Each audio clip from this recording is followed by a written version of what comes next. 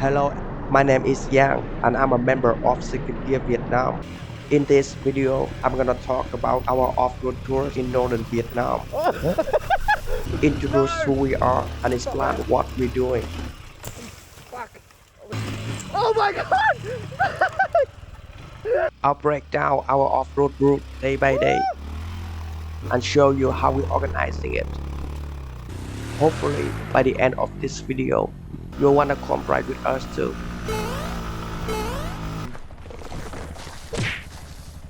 Personally, I think off-road is a cool way to travel by motorbike. You still get to visit places like Sapa, Hà Giang, Ba Mê Lake from your bucket list.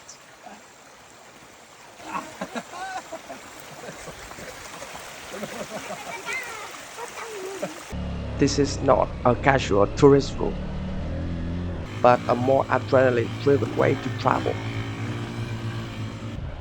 Or if you're allergic to highways, this is definitely what you're looking for. Besides riding, I like to show my clients the local culture, eat great food, stay in comfortable accommodation, take plenty of photos, and enjoy a few activities along the way. Is the off-road difficult? Well, I'm a beginner myself and I find it pretty easy. But if it's wet and you hit some place sections, things can get really fun and a bit challenging.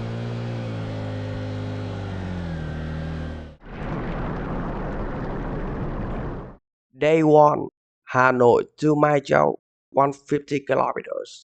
Starting from Hanoi, it takes us around 1.5 hours to escape the capital. After fighting through the crazy traffic, we fuel up the bikes, stop for a good coffee, and begin the ride properly. This day actually amazed me a lot when I first researched the route. There are 3 main tracks on this day, with a good amount of dirt, bushes, plantations, and one steep hill. Okay, thank you.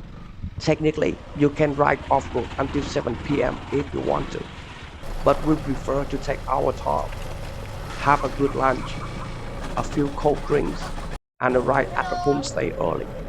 It is not in a video, but at the end of the day, we jump into the swimming pool, have a cold beer with friends, get a good massage, and enjoy a great traditional dinner. Day 2, Mai Châu to Phú Yên, 160 kilometers. It is a relatively short ride if we go direct, but we take a detour through the villages, getting deeper into the local countryside. A bit of wet weather actually makes this day more interesting. The jungle and the cornfield trails can get slippery, while the tea plantations turn muddy, making the ride even more fun. We stop for a hearty bowl of noodle soup for lunch, then cross the Black River on the local ferry. This is the most powerful river in Vietnam, with 2 of the country's biggest hydroelectric dams. In the afternoon, we ride up the mountain, visit a small grassland on top,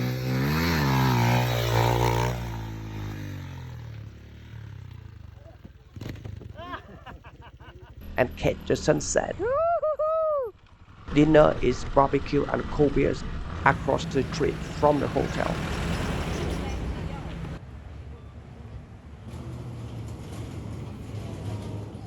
Day 3, Phú Yên to Bắc Yên, 100 kilometers. This is my favorite off-road route, comprising 40 kilometers of dirt through local villages with stunning views, steep hills, Ôm này cái bôi quay đi. single tracks, and a jungle section. Fucking hell. The famous dinosaur backbone is also part of the day. Hello.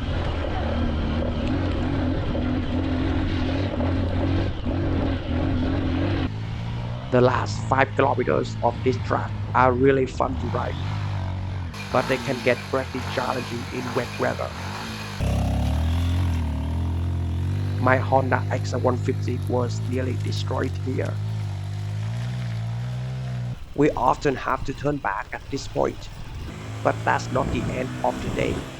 We all agree that looping back to town for coffee is part of the game. Then we jump onto another trail and keep riding. From back in, we can continue to Giang, turning the trip into a 4-5 day loop back to Hanoi.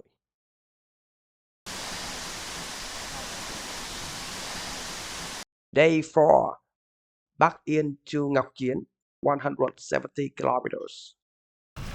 This is the biggest off-road day of the whole trip. We can do up to 70 kilometers of dirt, plus some pretty broken roads. With that much of a workout, if we don't make it to lunch on time, you will start losing weight right in front of my eyes.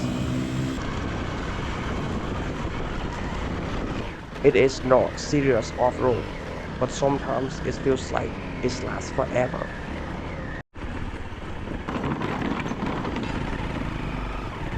Our homestay is right by the hot springs, in the heart of a Thai ethnic community.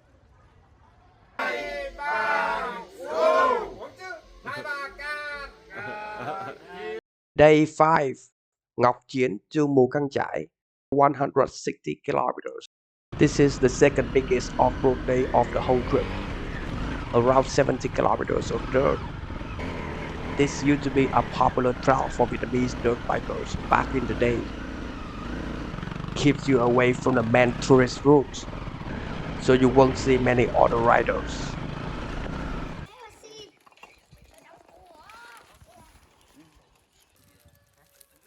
Starting from Ngọc Chiến, we take a 20-kilometer trail back towards Mường La. We stop for the same good coffee shop the day before.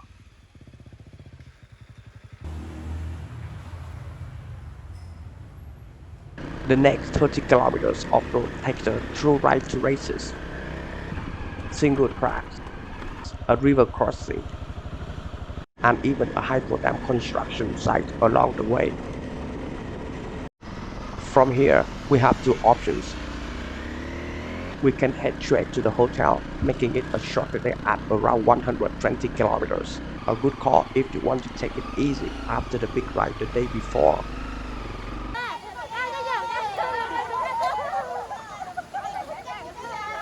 Or we can add another 20 kilometers dirt section before joining QL32, riding into Mù Căng Chải. And don't forget, the back roads on this day are beautiful too.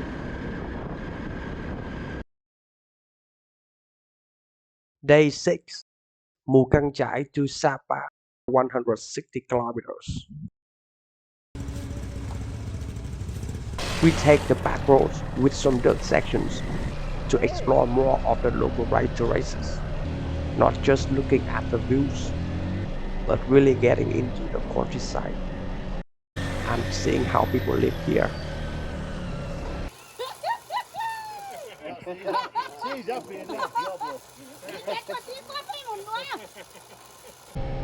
The QL32 from Mù Căng Chải to Tân Uyên reminds me a lot of the legendary Ho Chi Minh Road. Smooth riding, crashed mountain views, and a river running alongside the road.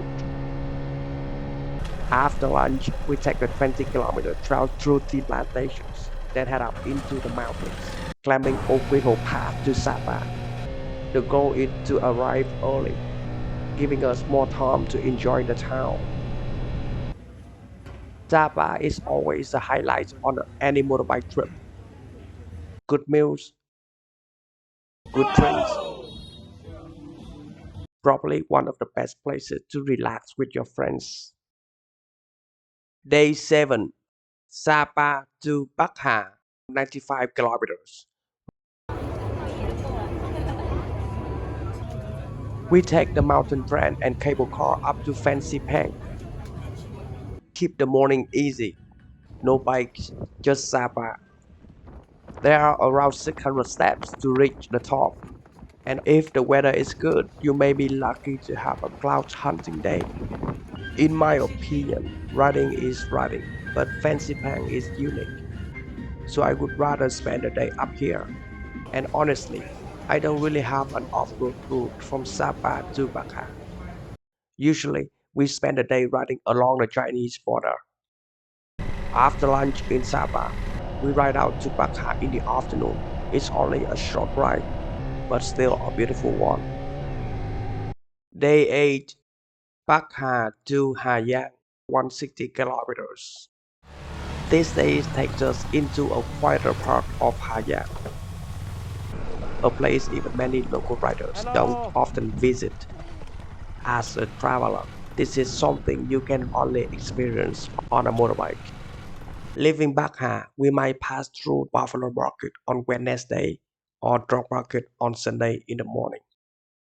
We take Road 197C, an unfinished road with dirt, jungle trails, and a fun downhill at the end. Then we arrived in Hayang City for another good night of food, drinks, and recovery.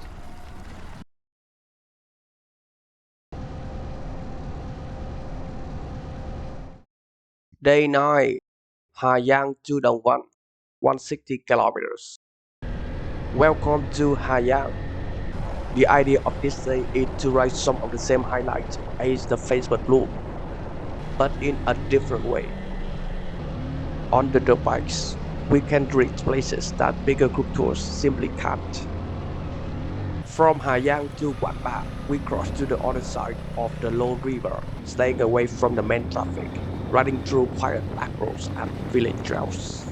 After lunch, we continue north on trails, running close to the Chinese border. In some sections, the border is literally just behind the bushes. And of course, there are plenty of stops for Hayang's iconic views. Day 10, Đồng Văn to Bảo Lạc, 150 kilometers. You can't ride the Ha Giang loop and miss the northernmost point of Vietnam. That would be a big mistake. We also visit the Luku flagpole on the way back. Ma Pi Lang, probably the most beautiful mountain pass in Vietnam, is also part of today's ride. We stop at Tu San viewpoint, the reason why people fall in love with the Ha Giang loop.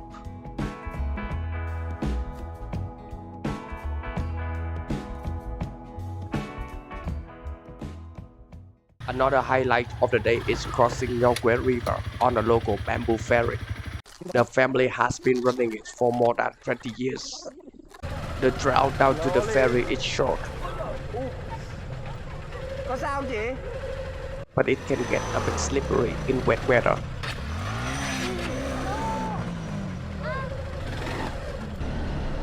We arrived in Bảo Lạc through a mix of dirt tracks and rough roads before settling in for the night. Bảo Lạc is a small and quiet town. We had many memorable and chaotic moments here. Day 11, Bảo Lạc to Ba Be Lake, 160 kilometers.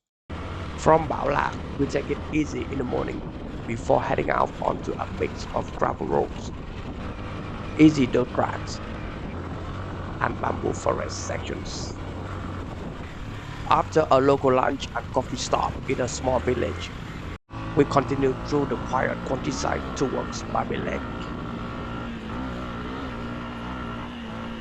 At around 4 p.m., we load the bikes onto a local boat and begin 1 hour journey across Ba Be Lake, the largest natural lake in Vietnam. Feel free to grab a beer from the ice bucket. We're done running for the day. The boat takes us straight to our homestay. And if you think that's the end of the day, the homestay usually has a few more surprises waiting for us.